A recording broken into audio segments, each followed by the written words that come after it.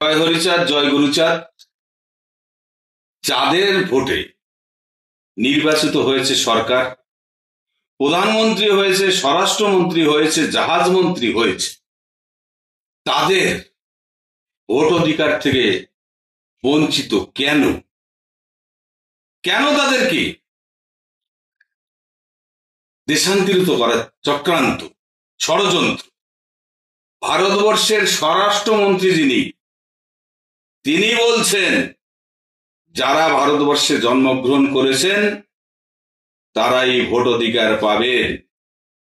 তাহলে এতদিন বাংলার যেসব নেতারা এক এক সময় এক এক ধরনের প্রতিশ্রুতি দিলে, স্বরাষ্ট্রমন্ত্রী বলছেন এটা কি ধর্মশালা?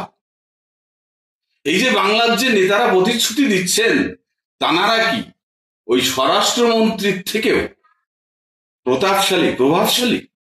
আমার প্রশ্ন, বর্তমান স্বরাষ্ট্রমন্ত্রীর দপ্তরের প্রতিমন্ত্রী যিনি নীতিশ পরামানিক, তিনি কিন্তু বাংলাদেশী।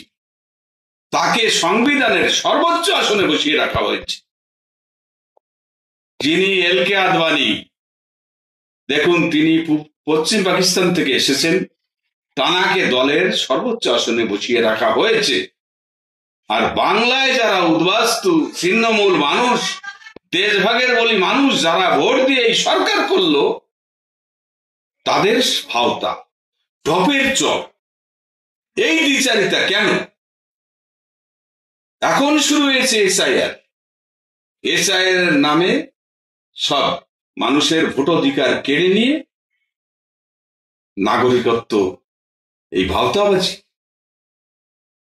এই দেশ, এই বাংলায় যারা এমএলএ, এমপি, মন্ত্রী হয়েছেন, আমার জানা মতে, যদি ভুল না বলে থাকি, এইসব এমএলএ এমপিদের বাবা মায়ের ভোটার লিস্টে 2002 সালের নাম নেই। এই মতুয়া কার্ড কোনো কাজে আসেনি।